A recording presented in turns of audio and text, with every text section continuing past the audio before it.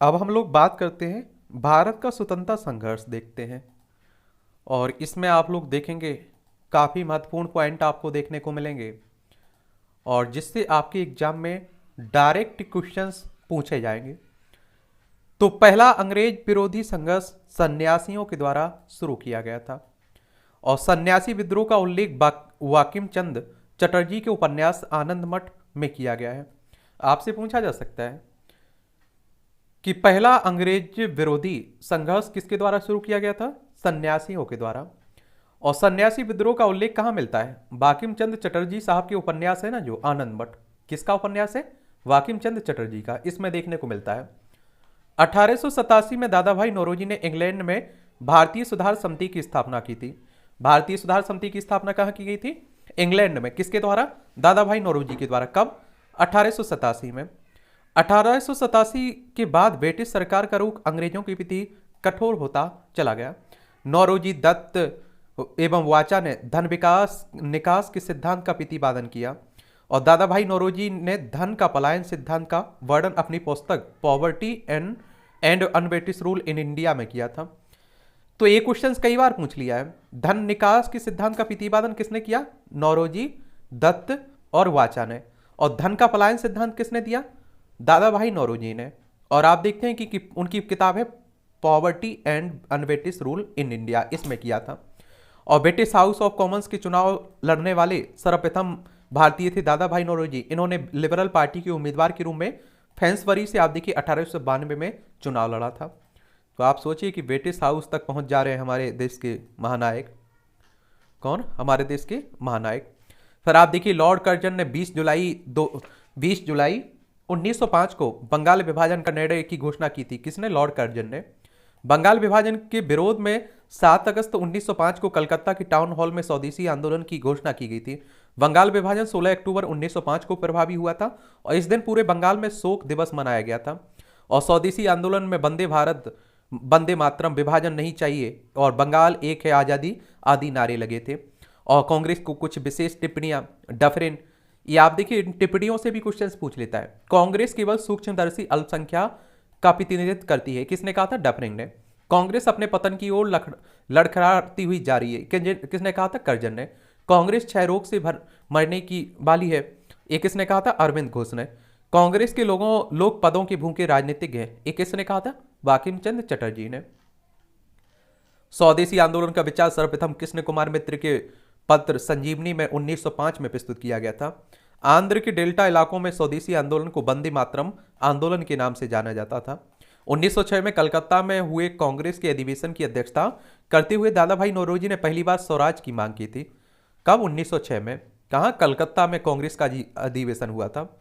स्वदेशी आंदोलन चलाने के तरीकों को लेकर ही कांग्रेस 1907 में कि सूरत अधिवेशन में उग्रवादी, गरम दल, उदारवादी, नरम दल नामक 2 दलों में विभाजित हो गई थी, और इस दल की अध्यक्षता रासबिहारी बोस कर रहे थे। ये भी याद रखिए, 1907 में हुआ था।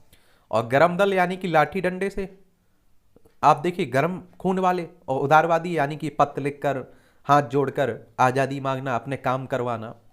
स्वदेशी आंदोलन के अवसर पर ही रविन्द्रनाथ ठाकुर ने अपना प्रसिद्ध गीत आमार सोनार बंगला लिखा। बाद में यही गीत आप देखते हैं बांग्लादेश का राष्ट्रीय गीत भी बना।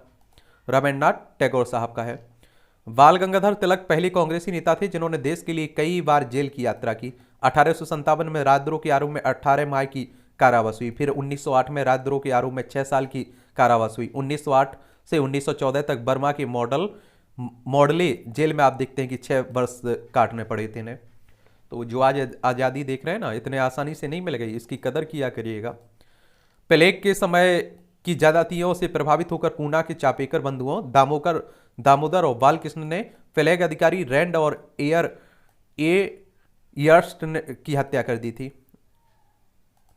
और ये आप देखिए 1893 ईस्वी का वर्ष एक परिवर्तन बिंदु है।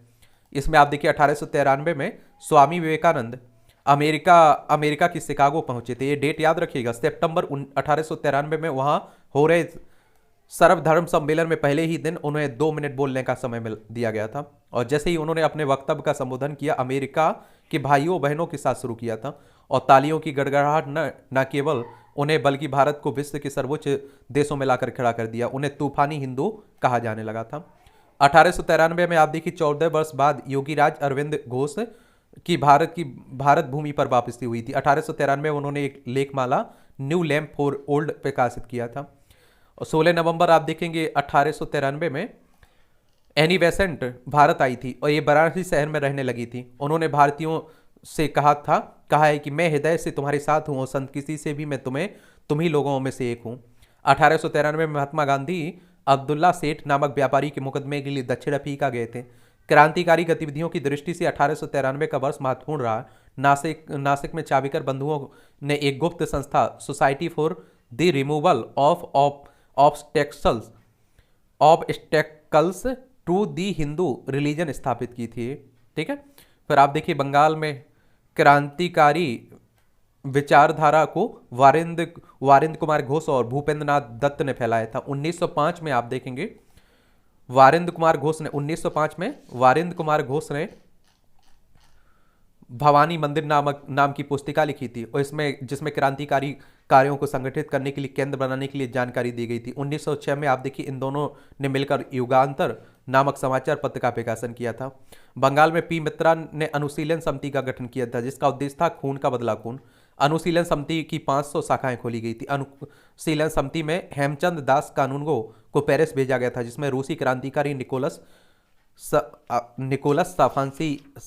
साफ्रांस्की में बम बनाना सीखा था इसने। और महाराष्ट्र में आप देखेंगे विनायक दामोदर सावरकर ने 1904 में अभिनव भारत नामक संस्था स्थापित की थी। किसने? विनायक दामोदर ने। और अभिनव भारत संगठन के सदस्य थे PN वापट बम बनाने की कला सीखने के लिए पेरिस गए थे। महाराष्ट्र में आप देखिए क्रांतिकारी आंदोलन उभारना किस तरह तिलक साहब के पद केसरी मराठी में था जो उसे दिया जाता है। तिलक ने 1893 में गणपति और 1895 में शिवाजी उत्सव का मनाना प्रारंभ किया था। ये आप देखिए वैलेंटाइन सिरोल ने बाल गंगाधर तिलक को भारतीय असंतोष का जनक कहा था। एक कथन जरूर याद रखिएगा। महाराष्ट्र से महत्वपूर्ण क्रांतिकारी पत्र काल का संपादन पराजपे ने किया था। प्रफुल्ल चाकी और खुदीराम बोस ने 30 अप्रैल 1908 को मुजफ्फरपुर के जज किंग्सफोर्ड की हत्या का प्रयत्न किया था। गलती से बम कैनेडी की गाड़ी पर गिरा था और जिसमें 2 महिलाओं प्रेंगले की पत्नी और बेटी की मृत्यु हो गई थी। चाकी ने आत्महत्या कर ली और खुदीराम बोस को लगभग 18 वर्ष की अवस्था में 11 अगस्त 1908 को फांसी दे दी गई थी। यहाँ आप देखिए इनका जन्म अगर खुदीराम बोस का तो 1889 में हुआ था। हबीबपुर जिला मिदनापुर पश्चिम बंगाल में। पकड़ने वाले पुलिस फतेह सिंह और शिव प्रसाद मिश्र थे। खुदीराम बोस के मुकदमे में एक कर्ण डफ और सरकारी वकील मानो को विनोद मौजूमदार थे। खुदीराम बोस की ओर से वकील कौन था? कालिदास बोस। और फांसी की तारीख 11 अगस्त 1908। एक हाथ में गीता लेकर खुदीराम बोस फांसी के तख्ते पर जा खड़े हुए थे। तो आप देखिए इतने महान क्रांतिकारी रहे हैं। खुदीराम बोस बंगाल के क्रांतिकारियों के युगांतर दल के सक्रिय सदस्य थे। युगांतर दल के नेता वारिंद कुमार घोष थे। 1905 में आप देखिए लंदन में श्याम जी कृष्ण वर्मा ने इंडियन होम रूल सोसाइटी की स्थापना की। श्याम जी कृष्ण वर्मा को क्रांतिकारियों का पिता भी कहा जाता है। और 30 दिसंबर 1906 को आप देखिए ढाका के नवाब सलीम उल्ला खां के निमंत्रण पर सम्मेलन हुआ। नवाब वकारुल मुल्क के इसके अध्यक्ष थे। इसी सम्मेलन में अखिल भारतीय मुस्लिम लीग का उदय हुआ और लीग का संविधान 1907 में कराची में बना और इस संविधान के अनुसार प्रथम अधिवेशन 1908 में अमृतसर में हुआ जहां आगा खां को इसका अध्यक्ष दिया गया था और मुस्लिम लीग ने बंगाल विभाजन का समर्थन भी किया था। और भिकाजी रोस्तम कामा भारतीय मूल की फ्रांसीसी नागरिक थी जो जर्मनी के स्टुटगार्ड शहर में 22 अगस्त 1907 को आयोजित 7वीं अंतर्राष्ट्रीय कांग्रेस में तिरंगा फहराने के लिए जानी जाती हैं और इनके माता पिता पारसी थे। इन्होंने दादा भाई नौरोजी के निजी सचिव के रूप में भी काम की थी। और 1 जुलाई 1909 को मदन लाल ढींगरा ने विलियम कर्जन वाइली को गोली मारकर हत्या कर दी थी और 16 अगस्त 1909 को मदन लाल ढींगरा को मृत्युदंड दिया गया था। और ये आप देखिए 21 दिसंबर 1909 को अनंत कन्हरे ने जैक्सन को गोली मारी थी। ये छोटे छोटे पॉइंट हैं लेकिन याद जरूर रखना है। वायसराय लॉर्ड हार्डिंग ने 1911 में दिल्ली में भव्य दरबार का आयोजन इंग्लैंड के सम्राट जॉर्ज पंचम और मैरी के स्वागत में किया था। इस दरबार की निम्न घोषणाएं थी: बंगाल विभाजन को रद्द करना, बंगाली भाषा क्षेत्र को मिलाकर अलग एक प्रांत बनाना, बिहार एक अलग राज्य बना और जिसे में उड़ीसा भी शामिल था। राजधानी को कलकत्ता से दिल्ली स्थानांतरित करने की घोषणा हुई थी, जो 1912 में आप देखिए दिल्ली भारत की राजधानी बनी थी। 1911 में इसकी घोषणा हुई थी, लेकिन आप देखते हैं कि इसकी राजधानी कब बनी थी? 1900, ये आप देखिए 12 में, ठीक है, ये आप लोग याद रखिएगा। और 23 दिसंबर 1912 को आप देखिए रास बिहारी बोस ने दिल्ली में वायसराय लॉर्ड हार्डिंग पर बम फेंका था। इसके परिणाम स्वरूप 13 व्यक्ति गिरफ्तार किए गए थे। इसमें थे मास्टर अमीर चंद, दीनानाथ, अवध बिहारी लाल, बाल मुकुंद, बसंत कुमार विश्वास, हनुमंत सहाय, बलराज दीनानाथ दबाव में आकर सरकारी गवाह बन गए थे और मास्टर अमीर चंद, अवध बिहारी लाल, बाल मुकुंद और बसंत कुमार विश्वास को फांसी दे दी गई थी। और आप देखिए 1 नवंबर 1913 में अनेक भारतीयों ने लाला हरदयाल के नेतृत्व में सैन फ्रांसिस्को अमेरिका में गदर पार्टी की स्थापना की थी। कब? 1 नवंबर 1913 में। और सोहन सिंह भाखना इसके प्रथम अध्यक्ष थे। लाला हरदयाल इसके प्रथम मंत्री और काशीराम कोषाध्यक्ष चुने गए थे। 1 नवंबर 1913 को गदर अखबार का पहला अंक प्रकाशित हुआ, जो उर्दू में था, और 9 दिसंबर 1913 से यह गुरुमुखी में छपने लगा था और इसके प्रत्येक अंक के पहले पृष्ठ पर छपता था अंग्रेजी राज का कच्चा चिट्ठा। एक कौमा गाता मारू जापानी जहाज को बाबा गुरुदत्त सिंह 1914 में किराए पर लिया और यह जलयान 351 यात्रियों के साथ 26 सितंबर 1914 को हुगली पहुंचा और बजबज नामक बंदरगाह पर जहाज पहुंचने पर तलाशी हुई और संघर्ष हुआ। इसमें आप देखिए 18 यात्री मार दिए गए और लगभग 25 यात्री घायल हुए थे। और आप देखिए 1915 में अंग्रेज सरकार ने केसर-ए-हिंद की उपाधि से महात्मा गांधी को सम्मानित किया था। कब? 1915 में। कांग्रेस के लखनऊ अधिवेशन कब होता है? 1916 में। कांग्रेस के दोनों दलों में एकता हो गई थी। इसी अधिवेशन में मुस्लिम लीग ने भी कांग्रेस से मिलकर एक संयुक्त समिति की स्थापना की थी। बाल गंगाधर तिलक ने स्वशासन प्राप्ति हेतु 28 अप्रैल 1916 को पूना में होम रूल लीग की स्थापना की थी और एनी बेसेंट ने सितंबर 1916 को मद्रास में होम रूल लीग की स्थापना की। जॉर्ज अरुंडलेल को लीग का सचिव बनाया गया था। फिर आप देखिए गांधी जी ने प्रथम विश्व युद्ध के समय लोगों को सेना में भर्ती होने के लिए प्रोत्साहित किया, इसलिए लोग इन्हें भर्ती करने वाला सर्जेंट भी कहते हैं। 1916 में आप देखिए गांधी जी ने अहमदाबाद के करीब साबरमती आश्रम की स्थापना भी की थी। कब? 1916 में। बिहार के एक किसान नेता ए राजकुमार शुक्ल का नाम याद रखिएगा। गांधी जी को चंपारण आने का इन्होंने नेतृत्व दिया था और चंपारण आंदोलन के इस सूत्रधार की 20 मई 1929 को 54 वर्ष की आयु में मृत्यु हो गई थी और अंग्रेज अधिकारी एमन जैसे शुक्ल जी ने 25 वर्षों तक लड़ते रहे। उनके श्राद्ध कर्म के लिए 300 रुपये भेजा और कहा कि वह चंपारण का अकेला मर्द था। और गांधी जी ने आप देखेंगे सत्याग्रह का सर्वप्रथम प्रयोग दक्षिण अफ्रीका में किया था और भारत में सत्याग्रह का पहला प्रयोग 1917 में चंपारण बिहार में किया गया था। चंपारण विद्रोह का कारण अंग्रेजों की तिनकठिया प्रथा को समाप्त करना था। तिनकठिया खेती अंग्रेज मालिकों द्वारा बिहार के चंपारण जिले की रियायत किसानों पर नील की खेती से जुड़ा हुआ था। ये तिनकठिया पद्धति, ठीक है, ये याद रखिएगा। और इसमें आप देखेंगे क्या देखेंगे, जबरन नील की खेती जबरन लागू 3 तरीकों में से एक थी। खेती का अन्य 2 तरीका कुरतौली और कुस्की कहलाता था।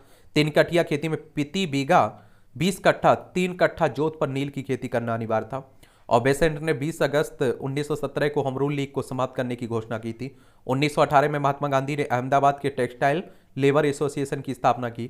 यह उस समय की सबसे बड़ी ट्रेड यूनियन थी और यह गांधी जी ने ट्रस्टीशिप का सिद्धांत दिया। इसमें उन्होंने बताया कि पूंजीपति मजदूरों के हितों की रक्षा करने वाले ट्रस्टी होते हैं।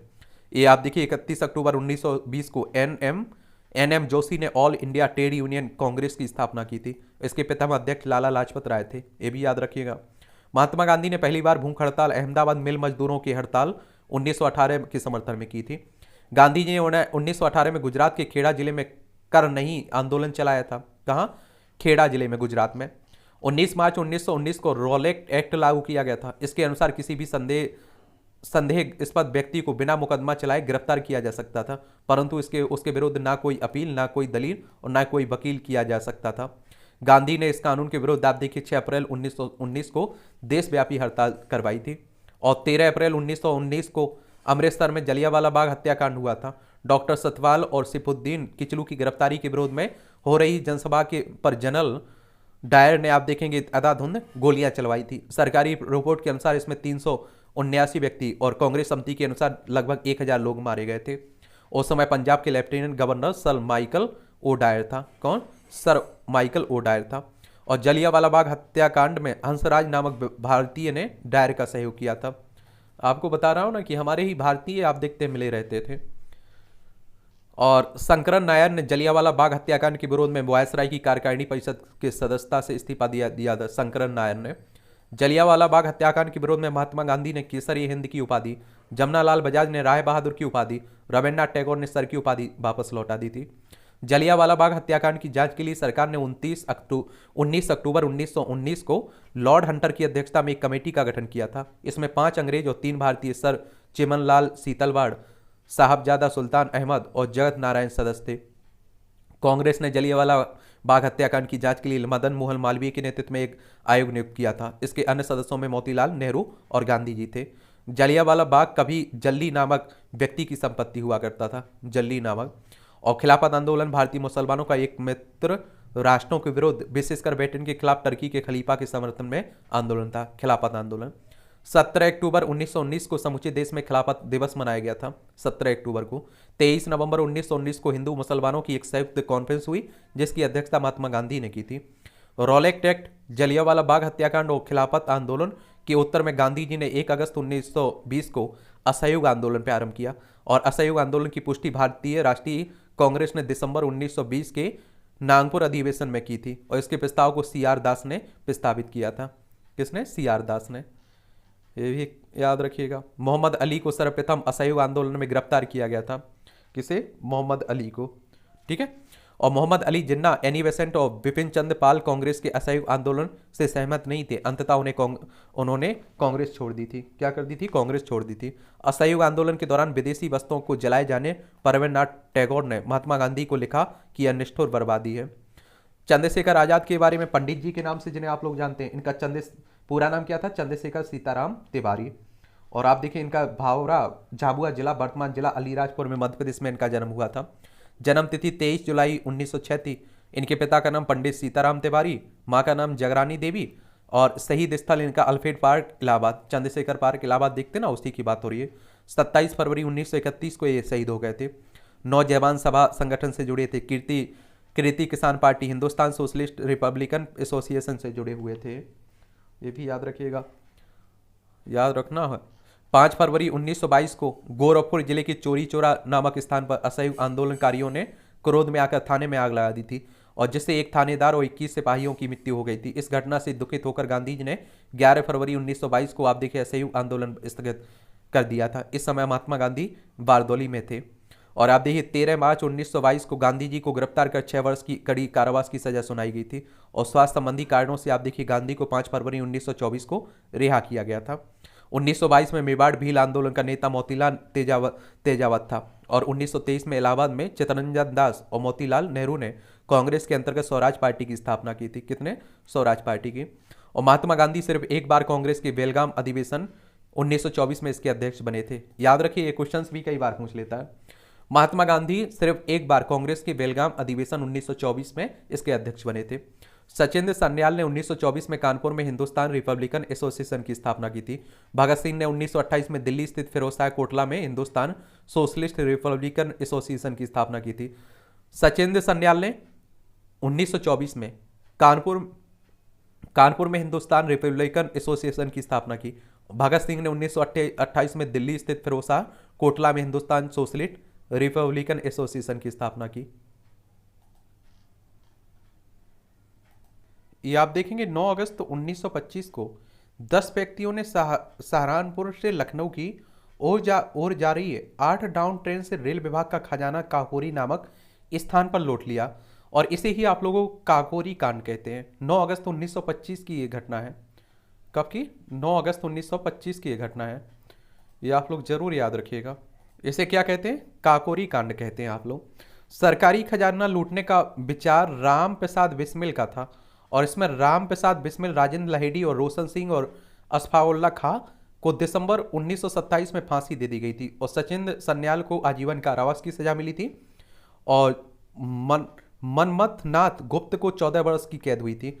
राम प्रसाद बिस्मिल यह कहते हुए कि मैं राज्य के पतन की इच्छा करता हूं, फांसी पर लटक गए थे और संभवतः असफाउल्ला खां पहले भारतीय क्रांतिकाली मुसलमान थे जो देश की स्वतंत्रता के लिए फांसी के तख्ते पर लटके थे। ये आप देखिए अशफाक उल्लाह खां। और स्त्रियों ने स्वयं अपने अधिकारों के लिए आंदोलन करने के उद्देश्य से 1926 में अखिल भारतीय महिला संघ स्थापित किया था। और साइमन कमीशन 3 फरवरी 1928 को भारत आया, इसे व्हाइट मैन कमीशन भी कहते हैं। 1927 को वटलर कमेटी का मुख्य उद्देश्य भारत सरकार तथा देशी राज्यों के मध्य संबंधों को सुधारना था। नेहरू रिपोर्ट को अंतिम रूप से अगस्त 1928 में आयोजित सर्वदलीय सम्मेलन में स्वीकार किया गया था। इस सम्मेलन की अध्यक्षता डॉक्टर अंसारी ने की थी। 30 अक्टूबर 1928 को लाहौर में साइमन आयोग के विरुद्ध प्रदर्शन करते हुए पुलिस की लाठी से लाला लाजपत राय घायल हो गए थे। बाद में उनकी डेथ हो गई थी। क्या हो गई थी? मौत हो गई थी उनकी। और आप देखेंगे कि आगे खबर है आपकी कब की, ये आप देखेंगे साइमन कमीशन का बहिष्कार न करने वाले 2 दल थे, एक तो जस्टिस पार्टी, एक Punjab union nest party. Bhagat Singh के नेतृत्व में पंजाब के क्रांतिकारियों ने 17 दिसंबर 1928 को लाहौर के तत्कालीन सहायक पुलिस कप्तान सैंडर्स को गोली मार दी थी। पब्लिक सेफ्टी बिल पास होने के विरोध में 8 अप्रैल 1929 को बटुकेशवर दत्त और भगत सिंह ने दिल्ली में सेंट्रल लेजिस्लेटिव असेंबली में खाली बेंच पर बम फेंक दिया था। और क्रांतिकारियों ने अपने पर्चे में कहा था कि उनका मकसद किसी की जान लेना नहीं, बल्कि बहरे कानों तक अपनी आवाज़ पहुंचाने के लिए था। भगत सिंह बटुकेशवर दत्त के बम फेंकने के समय असेंबली के अध्यक्ष विट्ठल भाई पटेल सदारत कर रहे थे। और कांग्रेस ने 1929 में लाहौर अधिवेशन में पूर्ण स्वराज का अपना लक्ष्य घोषित किया था, लाहौर अधिवेशन में 1929 में। और इस अधिवेशन की अध्यक्षता कौन कर रहा था? पंडित जवाहरलाल नेहरू। और 31 दिसंबर 1929 को रात के 12 बजे जवाहरलाल नेहरू ने रावी नदी के तट पर नवगठित तिरंगे झंडे को फहराया। इसी अधिवेशन में 26 जनवरी 1930 को प्रथम स्वाधीनता दिवस के रूप में मनाने का निश्चित किया गया था। और इसी के साथ आप देखिए प्रदेश भर 26 जनवरी को स्वतंत्रता दिवस के रूप में मनाने की जाने की परंपरा शुरू हुई थी। और 12 मार्च 1930 को गांधी जी ने 79 यानी कि 79 समर्थकों के साथ साबरमती स्थित अपने आश्रम से लगभग 322 किलोमीटर दूर दांडी के लिए प्रस्थान किया था। लगभग 24 दिन बाद 6 अप्रैल आप देखेंगे 12 मार्च को शुरू हुई थी और 6 अप्रैल 1930 को दांडी पहुंचकर गांधी ने नमक कानून तोड़ा और सविनय अवज्ञा आंदोलन शुरू किया था। और आप देखिए सुभाष चंद्र बोस ने गांधी के नमक सत्याग्रह की तुलना नेपोलियन के एल्वा से पेरिस यात्रा से की थी। और 4 मार्च 1931 को गांधी इरविन पैक्ट हुआ था, 4 मार्च 1931 को। इसके बाद आप देखिए गांधी ने सविनय अवज्ञा आंदोलन स्थगित कर दिया था। और गांधी इरविन समझौते को दिल्ली समझौते के नाम से अभी जानते हैं। गांधी इरविन समझौते को आप लोग दिल्ली समझौते के नाम से भी जानते हैं। 1931 में आप देखिए सरदार वल्लभ भाई पटेल की अध्यक्षता में हुई कांग्रेस के कराची अधिवेशन में पंडित जवाहरलाल नेहरू ने मूल अधिकारों व आर्थिक कार्यक्रमों पर संकल्प प्रारूपित किया। और इस प्रस्ताव को बनाने में एमएन रॉय ने नेहरू की मदद की थी। और इसी अधिवेशन में गांधी इरविन पैक्ट को स्वीकार किया गया था और गांधी जी द्वितीय गोलमेज सम्मेलन में भाग लेने की अनुमति प्रदान कर दी गई थी। और इसी समय गांधी ने कहा था गांधी मर सकते हैं परंतु गांधीवाद नहीं। दूसरे गोलमेज सम्मेलन 7 सितंबर 1931 को हुआ। महात्मा गांधी ने कांग्रेस के प्रतिनिधि के रूप में इसमें भाग लिया, परंतु यह सम्मेलन सांप्रदायिक प्रतिनिधित्व के कारण असफल हो गया था। प्रथम गोलमेज सम्मेलन 12 नवंबर 1930 और तृतीय गोलमेज सम्मेलन 17 नवंबर 1932 में हुआ था। तीनों गोलमेज सम्मेलन के समय इंग्लैंड के प्रधानमंत्री जेम्स रैमजे मैकडोनाल्ड थे। और डॉक्टर भीमराव अंबेडकर को लंदन में हुई तीनों गोलमेज सभाओं में अछूतों के प्रतिनिधि के रूप में बुलाया गया था, डॉक्टर भीमराव अंबेडकर को। दूसरे गोलमेज सम्मेलन की असफलता के बाद गांधी ने 3 जनवरी 1932 को पुनः सविनय अवज्ञा आंदोलन प्रारंभ किया था। और सविनय अवज्ञा आंदोलन अंतिम रूप से 7 अप्रैल 1934 को वापस लिया गया था। और सविनय अवज्ञा आंदोलन में पठान सत्याग्रहियों पर गोली चलाने से गढ़वाल राइफल्स ने इंकार कर दिया था। अब आज़ादी के करीब हम लोग पहुंच रहे हैं।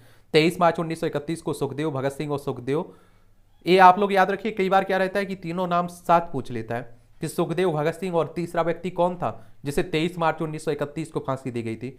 तो इसमें सुखदेव थे, भगत सिंह थे, राजगुरु थे। और मई 1934 को कांग्रेस सोशलिस्ट पार्टी की स्थापना की गई थी, ये भी आप लोग याद रखिएगा। और देखिए जो आप देखते हैं गांधी जी के समर्थकों की जो दांडी यात्रा की बात होती है, कई जगह आप देखते हैं संख्या 78 बताई जाती है, दूरी 240 किलोमीटर बताई जाती है। तो ये आप लोग याद रखिएगा। आगे आप देखेंगे अखिल भारतीय किसान सभा का प्रथम सम्मेलन अप्रैल 1936 में लखनऊ में हुआ था। इसके अध्यक्ष स्वामी सहजानंद व महासचिव एन जी रंगा चुने गए थे। स्वामी सहजानंद सरस्वती ने हुंकार नामक पत्रिका का पटना से प्रकाशन किया था। यह किसान आंदोलन की पत्रिका थी। राहुल सांकृत्यायन इस साप्ताहिक पत्रिका के 1942 में संपादक बने। अखिल भारतीय किसान सभा का गठन आप देखिए 11 अप्रैल 1936 को लखनऊ में हुआ था। 11 अप्रैल 1936 को 1939 में महात्मा गांधी द्वारा प्रस्तावित प्रत्याशी पट्टाभी सीतारामैया को हराकर सुभाष चंद्र बोस कांग्रेस के अध्यक्ष बने थे 1939 में। 1 मई 1939 को सुभाष चंद्र बोस ने कांग्रेस के भीतर ही एक नए गुट का गठन किया था, जिसे आप लोग फॉरवर्ड ब्लॉक कहते हैं। और सुभाष चंद्र बोस ने स्वतंत्रता संघर्ष के दौरान फ्री इंडियन लीजन नामक सेना बनाई थी। और 1939 में आप देखिए Bharat Prajamandal all India states people's conference के अध्यक्ष जवाहरलाल नेहरू थे। इसका गठन आप देखिए 1927 में हुआ था। और 13 मार्च 1940 को लंदन में पंजाब के सुनाम नामक स्थान पर के सरदार ऊधम सिंह ने पंजाब के भूतपूर्व लेफ्टिनेंट गवर्नर माइकल ओडायर की गोली मारकर हत्या कर दी थी। और गांधी जी ने आप देखिए 17 अक्टूबर 1940 को पावनार में व्यक्तिगत सत्याग्रह आंदोलन शुरू किया। और इस आंदोलन के प्रथम सत्याग्रही विनोबा भावे, दूसरे सत्याग्रही जवाहरलाल नेहरू और तीसरे सत्याग्रही ब्रह्मा दत्त थे। और इस आंदोलन को दिल्ली चलो आंदोलन भी कहा गया है। और 20 मार्च 1940 को मुस्लिम लीग के लाहौर अधिवेशन में अध्यक्षता करते हुए मोहम्मद अली जिन्ना ने भारत से अलग मुस्लिम राष्ट्र पाकिस्तान की मांग की थी। एक बात याद रखिए, पाकिस्तान शब्द की अगर बात करें तो सर्वप्रथम प्रयोग लंदन में कैम्ब्रिज विश्वविद्यालय की एक विद्यार्थी चौधरी रहमत अली और उनके 3 साथियों ने जनवरी 1933 में प्रकाशित एक पैम्पलेट अब या फिर कभी नहीं में किया था। ये रहमत चौधरी रहमत अली को याद रखिएगा, इन्होंने पाकिस्तान शब्द का उपयोग किया था। 1940 में लॉर्ड लिलेथगो ने अगस्त घोषणा के द्वारा मुसलमानों को आश्वासन दिया कि ब्रिटेन और भारत के बीच किसी भी समझौते की स्थिति में अल्पसंख्यकों की सुरक्षा का पूर्ण ध्यान रखा जाएगा। 1942 में आप देखिए बर्दा में कांग्रेस भारत छोड़ो प्रस्ताव पारित हुआ था। 7 अगस्त 1942 को कांग्रेस की बैठक बंबई के ऐतिहासिक ग्वालियर टैंक में हुई थी। इसका अध्यक्षता अबुल कलाम आजाद ने की थी। और गांधी के भारत छोड़ो प्रस्ताव को कांग्रेस कार्य समिति ने 8 अगस्त 1942 को स्वीकार किया था। और भारत छोड़ो आंदोलन की शुरुआत 9 अगस्त 1942 को हुई थी। इसी आंदोलन में गांधी जी ने करो या मरो का नारा भी दिया था। और 9 अगस्त 1942 को प्रातःकाल ऑपरेशन जीरो आवर ही गांधी और कांग्रेस के अन्य सभी महत्वपूर्ण नेता गिरफ्तार कर लिए गए थे इस ऑपरेशन जीरो आवर के तहत। और गांधी जी को पूना के आगा खां महल में और कांग्रेस कार्यकारिणी के अन्य सदस्यों को अहमदनगर के दुर्ग में रखा गया था। और सरोजिनी नायडू कस्तूरबा गांधी को भी आगा खां पैलेस में रखा गया था। जवाहरलाल नेहरू को अल्मोड़ा जेल में, राजेंद्र प्रसाद को वांकीपुर जेल में और मौलाना अबुल कलाम आजाद को बांकुड़ा जेल में रखा गया था। और 6 मई 1944 को गांधी जी को जेल से रिहा कर दिया गया था। उषा मेहता भारत छोड़ो आंदोलन के समय खुफिया रेडियो चलाने के कारण पूरे देश में विख्यात थी। उषा मेहता भारत छोड़ो आंदोलन के उपरांत आप देखिए मुस्लिम लीग और कांग्रेस के बीच संवैधानिक गतिविधियों दूर करने के लिए सी राजगोपालाचारी ने 1944 में दी वे आउट नामक पैम्पलेट जारी किया था। आजाद हिंद फौज की स्थापना का विचार आप देखिए सर्वप्रथम कैप्टन मोहन सिंह के मन में आया था। कैप्टन मोहन सिंह के मन में आया था, ये भी याद रखना चाहिए आप लोगों को। आगे आप देखेंगे आगे की कहानी क्या है।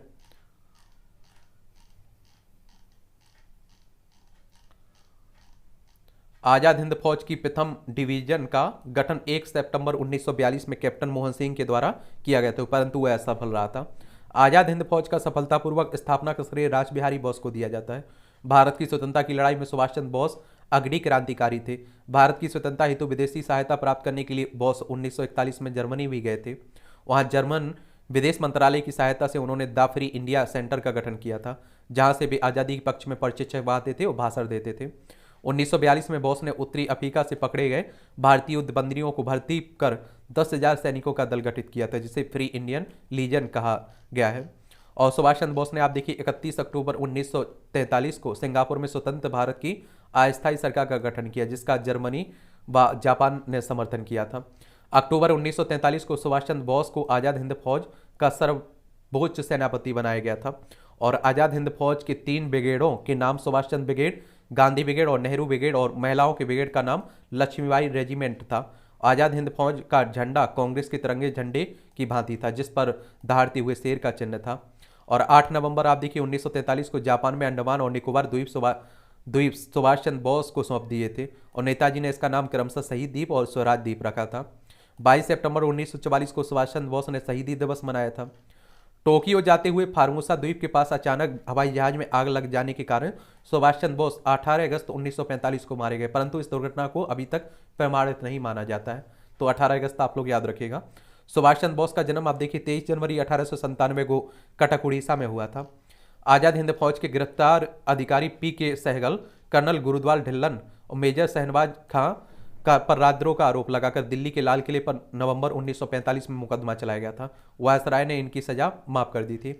आजाद हिंद फौज के अभियुक्तों की तरफ से अरुणा आसफ अली, तेज बहादुर सप्रू, जवाहरलाल नेहरू, भोलाबाई देसाई के नेतृत्व में और एवं के.एन. काटजू ने पैरवी की थी। कराची में आप देखिए 20 फरवरी 1940 को वायुसेना के कुछ सैनिकों ने ब्रिटिश सरकार के विरुद्ध हड़ताल कर दी थी। बंबई, लाहौर, दिल्ली में भी ऐसी ही फैल गई थी और इसमें लगभग आप देखिए 5200 सैनिकों ने भाग लिया था। इसकी मांग थी कि भारतीय और अंग्रेज सैनिकों में बराबरी का व्यवहार। शाही नौसेना के विद्रोह, रॉयल इंडियन नेवी के विद्रोह की शुरुआत 18 फरवरी को हुई जब बंबई में HMIS तलवार के 1100 नाविकों ने नस्लवादी भेदभाव और खाना खराब भोजन की प्रतिवाद में हड़ताल कर दी थी।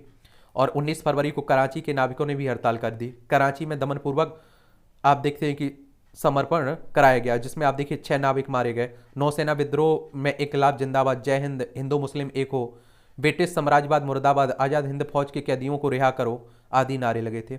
और इनके प्रदर्शन में 3 झंडे साथ चलते थे, कांग्रेस का झंडा, लीग का झंडा, बीच में कम्युनिस्ट पार्टी का लाल झंडा। सरदार पटेल जिन्ना ने आत्मसमर्पण की सलाह दी और 24 फरवरी 1940 को विद्रोहियों ने आत्मसमर्पण करते हुए कहा कि हम भारत के सामने समर्पण कर रहे हैं, ब्रिटेन के सामने ही। एक याद रखिए, अब देखिए नजदीक आ रही है आज़ादी, तो आप देखते हैं कि सब बदल रहा है, सब बदलता जा रहा है। फिर आप देखते हैं कि कैबिनेट मिशन 1940 में प्रधानमंत्री एटली ने 15 फरवरी 1940 को भारतीय संविधान सभा की स्थापना और तत्कालीन ज्वलंत समस्याओं पर भारतीयों से विचार विमर्श के लिए कैबिनेट मिशन को भारत भेजने की घोषणा की। 24 मार्च 1940 को कैबिनेट मिशन दिल्ली पहुंचा और इस शिष्टमंडल के सदस्य थे स्टेफोर्ड किप्स, अध्यक्ष board of trade, Pethick Lawrence, Bharat सचिव, और A.V. अलेक्जेंडर, नौसेना मंत्री। कैबिनेट मिशन पैंथिक लॉरेंस के नेतृत्व में आया था और कैबिनेट मिशन योजना को मुस्लिम लीग ने 6 जून 1946 को और कांग्रेस ने 25 जून 1946 को स्वीकार कर लिया था। कैबिनेट मिशन योजना को स्वीकार किए जाने के पश्चात संविधान सभा के निर्माण के लिए चुनाव हुए। जुलाई 1946 में कांग्रेस ने 214 सामान्य स्थानों में से 205 स्थान प्राप्त किए। मुस्लिम लीग ने 78 और स्थानों में से 73 स्थान आप देखते हैं 78 मुस्लिम स्थानों में से 73 स्थान प्राप्त किए। कांग्रेस को 4 सिख सदस्यों का भी समर्थन मिला था।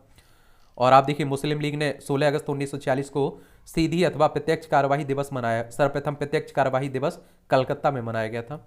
उस समय बंगाल में मुस्लिम लीग की सरकार थी। बंगाल के मुख्यमंत्री शहीद सोहरावर्दी थे और प्रत्यक्ष कार्यवाही दिवस के परिणाम स्वरूप बंगाल, बिहार और पंजाब में भयंकर हिंदू मुस्लिम दंगे हुए थे। 3 जून 1947 को भारत विभाजन की माउंटबेटन योजना प्रकाशित हुई। माउंटबेटन योजना कांग्रेस कार्यकारिणी समिति की 3 जून 1947 की बैठक में स्वीकार किया गया था। और आप देखें 14 जून 1947 को कांग्रेस महासचिव महासमिति की बैठक में गोविंद बल्लभ पंत ने देश के विभाजन की माउंटबेटन योजना को स्वीकार करने का प्रस्ताव पेश किया और इस प्रस्ताव का समर्थन अबुल कलाम आजाद ने किया था, जो बंटवारे का विरोध कर रहे थे। आजाद ने कहा, कांग्रेस कार्य समिति का फैसला सही फैसला नहीं है, लेकिन कांग्रेस के सामने कोई और रास्ता भी नहीं है। गांधी, नेहरू और पटेल के समर्थन के बावजूद कांग्रेस कार्य समिति का देश विभाजन का प्रस्ताव अखिल भारतीय कांग्रेस समिति में सर्वसम्मति से पास ना हो सका और 161 सदस्यों ने उसके खिलाफ वोट दिया था या भी तटस्थ रहे थे। प्रस्ताव का विरोध करने वालों में सिंध कांग्रेस के नेता चौथराम मिडवानी, पंजाब कांग्रेस के अध्यक्ष डॉक्टर किचलू, पुरुषोत्तम दास टंडन और मौलाना हफीजुर रहमान आदि थे। मुस्लिम लीग की काउंसिल की बैठक माउंटबेटन योजना पर विचार करने के लिए 10 जून 1947 को नई दिल्ली बुलाई गई। लीग ने भारी बहुमत से इस योजना को स्वीकार किया। लीग की बैठक में उपस्थित 400 सदस्यों में से 10 सदस्यों ने इसका विरोध किया था और 4 जुलाई 1947 को ब्रिटिश संसद में भारतीय स्वाधीनता विधेयक पेश किया गया। 15 जुलाई को बिना किसी संशोधन के हाउस ऑफ कॉमन्स से और 16 जुलाई को हाउस ऑफ लॉर्ड्स से पास हुआ और 18 जुलाई को 1947 को उस पर ब्रिटिश सम्राट के हस्ताक्षर हुए और उसके अनुसार देश को 15 अगस्त 1947 को 2 डोमिनियन भारत और पाकिस्तान में बांट दिया जाएगा। दोनों डोमिनियन को पूरी स्वतंत्रता और प्रभुसत्ता सौंप दी जाएगी और 14 अगस्त को पाकिस्तान अधिराज्य और 15 अगस्त को भारतीय अधिराज्य स्थापना हुई। भारत की आज़ादी के समय इंग्लैंड का सम्राट जॉर्ज षष्ठम था। यह भारत का अंतिम सम्राट और कॉमनवेल्थ नेशंस का प्रथम प्रधान था, ये हेड था। ये भी याद रखिएगा, क्वेश्चन हैं पूछे जा सकते हैं, किसी भी तरह से पूछ लेगा। फिर आप देखते हैं आप लोगों को परेशानी होती है। फिर क्या होती है? परेशानी होती है। जवाहरलाल नेहरू के नेतृत्व में अंतरिम सरकार का गठन 2 सितंबर 1946 को हुआ और 26 अक्टूबर 1946 को मुस्लिम लीग 5 सदस्य अंतरिम सरकार में शामिल हुए थे और 27 मार्च 1947 को मुस्लिम लीग ने पाकिस्तान दिवस के रूप में मनाया था और स्वतंत्रता प्राप्ति के समय कांग्रेस के अध्यक्ष जेपी कृपलानी और ब्रिटेन के प्रधानमंत्री क्लेमेंट एटली लेबर पार्टी के थे। भगत सिंह के विरुद्ध मुखबिरी करने के कारण फर्डिंद घोष को हत्या बैंकुंठ शुक्ल ने की हत्या। महात्मा गांधी द्वारा स्थापित हरिजन सेवक संघ के संस्थापक अध्यक्ष घनश्याम दास बिरला थे। गांधी जी ने कांग्रेस की सदस्यता से 2 बार त्यागपत्र दिया, एक तो 1925 में, एक 1930 में। बांटो और छोड़ो का नारा लीग ने दिसंबर 1943 के कराची अधिवेशन में दिया था। कांग्रेस का प्रथम ब्रिटिश अध्यक्ष जॉर्ज यूल था और मैं देश के बालू से भी कांग्रेस से भी बड़ा आंदोलन खड़ा कर सकता हूं, ये महात्मा गांधी कह रहे थे। गांधी हरिजन नाम वाले 3 पत्रों का प्रकाशन करते थे, एक तो हरिजन बंधु गुजराती में, हरिजन सेवक हिंदी में और हरिजन कांग्रेस पुणे में 11 फरवरी 1933 को। गांधी द्वारा गाए जाने वाले भजन वैष्णव जन तो तेने करें के रचयिता नरसिंह मेहता थे। डंडा फौज का गठन पंजाब में चमन द्वीप ने किया था। दीनबंधु मित्र का नाटक नील दर्पण में नील की खेती करने वाले पर हुए अत्याचार का उल्लेख हुआ था। राष्ट्रवादी अहरार आंदोलन मजहर उल हक ने प्रारंभ किया था। आत्मसम्मान आंदोलन की शुरुआत रामास्वामी नायर ने की थी। निरंकारी आंदोलन की शुरुआत दयाल दास ने की थी। ब्रह्मा समाज की प्रतिज्ञा पत्र देवेंद्रनाथ ठाकुर ने तैयार किया था। देव समाज के संस्थापक शिवनारायण अग्निहोत्री थे। तरुण स्त्री सभा की स्थापना कलकत्ता में की गई थी। भारत भारतीयों के लिए नारा आर्य समाज ने दिया था और स्वामी विवेकानंद ने 1893 में शिकागो में विश्व धर्म सम्मेलन को संबोधित किया था। और दिल्ली षड्यंत्र केस में दीनानाथ द्वारा मुखबिरी की गई थी। अलीपुर केस में सरकारी गवाह नरेंद्र गोसाई बन गया था और सबसे कम उम्र में फांसी की सजा पाने वाला क्रांतिकारी खुदीराम बोस था। इंकलाब जिंदाबाद का नारा भगत सिंह ने दिया था। शहीद ए आजम के नाम से भगत सिंह को जाना जाता है। भगत सिंह की फांसी की सजा सुनाने वाला न्यायाधीश कौन था? जी.सी. हिल्टन था। और सबके लिए एक जाति एक धर्म एक ईश्वर का नारा श्री नारायण गुरु ने दिया था। सवर्ण हिंदुओं की फांसीवादी कांग्रेस कहकर कांग्रेस का चरित्र निरूपण मोहम्मद अली जिन्ना ने किया था। मैं एक क्रांतिकारी के रूप में कार्य करता हूँ, यह कथन पंडित जवाहरलाल नेहरू का था। महात्मा गांधी को रविन्द्रनाथ टैगोर ने सबसे पहले महात्मा की उपाधि दी थी। महात्मा गांधी को सर्वप्रथम राष्ट्रपिता किसने कहा था? सुभाष चंद्र बोस ने। वल्लभ भाई पटेल को सरदार की उपाधि बारदौली सत्याग्रह की सफलता के बाद वहां की महिलाओं की ओर से गांधी जी ने प्रदान की थी। सुभाष चंद्र बोस को सर्वप्रथम नेताजी एडोल्फ हिटलर ने कहा था। सुभाष चंद्र बोस को नेताजी एडोल्फ हिटलर ने सबसे पहले कहा था। ठीक है, ये भी याद रखिएगा। आप देखेंगे गोखले के आध्यात्मिक राजनीतिक गुरु M.G. रनाडे थे। महात्मा गांधी के राजनीतिक गुरु गोपाल कृष्ण गोखले थे। सुभाष चंद्र बोस के राजनीतिक गुरु देशबंधु चित्तरंजन दास थे। भारत का बिस्मार्क सरदार वल्लभ भाई पटेल को कहा जाता है। शुद्धि आंदोलन के प्रवर्तक स्वामी दयानंद सरस्वती थे। 19वीं सदी में भारतीय पुनर्जागरण का पिता राजा राम मोहन राय को कहते हैं। अखिल भारतीय हरिजन संघ की स्थापना महात्मा गांधी ने की थी। फैंग मॉरिस ने महात्मा गांधी को अर्धनग्न फकीर कहा था। और राष्ट्रीय युवा दिवस स्वामी विवेकानंद से संबंधित है। यंग बंगाल आंदोलन का प्रवर्तक विवियन डीरो जियो था। कांग्रेस ने मौलाना अबुल कलाम आजाद की अध्यक्षता में भारत छोड़ो प्रस्ताव पारित किया था। भारत के पितामह grand old man of India Dadabhai Naoroji को कहा जाता है। गोपाल हरि देशमुखी को लोकहितवादी के नाम से जानते हैं। विनाताज का बादशाह सुरेंद्रनाथ बनर्जी को कहते हैं। A.O. ह्यूम को हर्मिट ऑफ शिमला भी कहा जाता है। A.O. ह्यूम 1885 से 1907 तक कांग्रेस के महामंत्री रहे थे। कांग्रेस के प्रथम मुस्लिम अध्यक्ष बदरुद्दीन तैयब थे। रॉलेक्ट एक्ट को बिना अपील बिना वकील बिना दलील का कानून कहा गया। मोहम्मद अली और शौकत अली ने 1919 में खिलाफत आंदोलन की शुरुआत की थी। तीनों गोलमेज सम्मेलनों में भाग लेने वाले भारतीय नेता थे भीमराव अम्बेडकर साहब। और 22 दिसंबर आप देखिए 1939 को कांग्रेस मंत्रिमंडल ने सामूहिक रूप से त्यागपत्र दिया था। इस दिन को मुस्लिम लीग ने मुक्ति दिवस के रूप में मनाया था। गांधी जी ने किप्स प्रस्ताव पर कहा कि यह एक आगे की तारीख की चेक जिसका बैंक नष्ट होने वाला है। इंडिपेंडेंस फॉर इंडिया लीग की स्थापना जवाहरलाल नेहरू और सुभाष चंद्र बोस ने की थी। इंडिया इंडिपेंडेंस लीग की स्थापना रास बिहारी बोस ने की थी। राष्ट्रीय स्वतंत्रता आंदोलन के दौरान कुख्यात सेलुलर जेल अंडमान निकोबार में स्थित है। आर्य महिला सभा की स्थापना पंडिता रमाबाई ने की थी। तो ये इस तरह से आप लोग महत्वपूर्ण पॉइंट हैं, इन्हें याद रखिएगा। 102 बार देखेंगे आप लोग तो याद हो भी जाएंगे आपको। ठीक है।